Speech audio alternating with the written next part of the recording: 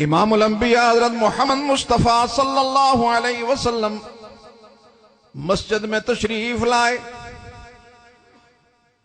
آپ کے صحابہ میں سب سے بڑے قاری جناب ابی بن کعب رضی اللہ تعالی عنہ تلاوت قرآن فرما رہے ہیں. اللہ کی محبت میں ڈوب کر تلاوت آیات ہو رہی ہے. رحمت دو عالم صلی اللہ علیہ وسلم چپکے سے قریب آ کر بیٹھ گئے.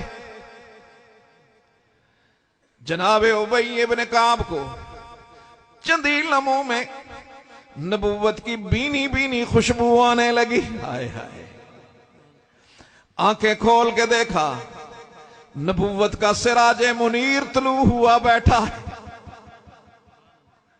نبوت کا سراج منیر طلوع ہوا بیٹھا ہے. تلاوت رک گئی.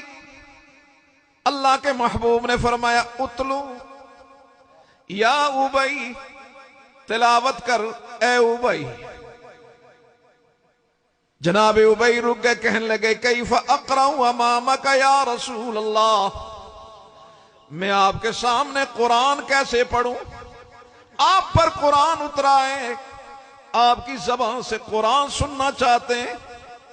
امام الانبیاء نے فرمایا نہیں ابی، ہاکذا امرنی ربی، بالکل یہی ابھی میرے رب نے حکم دیا کہ میرے ابی کو کہو وہ فرشوں پہ تلاوت آیات کرے، میں رب عرشوں پہ اس کا قرآن سننا چاہتا ہوں. نعرہ تکبیر، شان صحابہ، شان قرآن، حضرت مولانا سعید یوسف صاحب.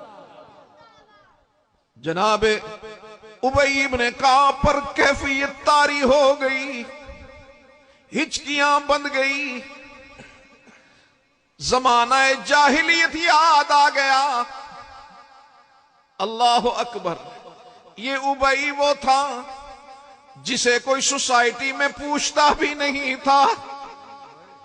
آج ابی اتنی شان والا بن گیا کہ کائنات بنانے والا، کائنات کا خالق اور مالک رب آج فرمائش کر رہا ہے کہ ابی تو تلاوت کر.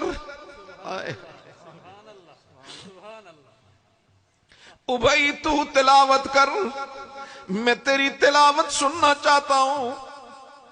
اب تڑپ کر کہا اللہ کے محبوب کوئی اجمالی حکم آیا، او سمانی اللہ،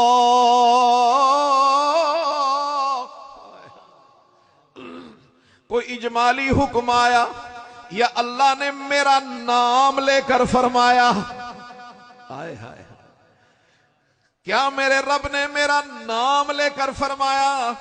اللہ کے محبوب نے فرمایا نعم یا ابی ہوا سماک. ہائے ہائے، اس نے تیرا نام لیا. ابی کے ضبط کے بندھن ٹوٹ گئے.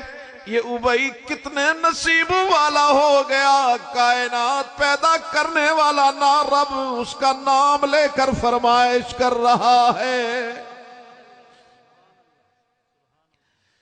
ہائے ہائے، قرآن سے جڑنے والے بن جا.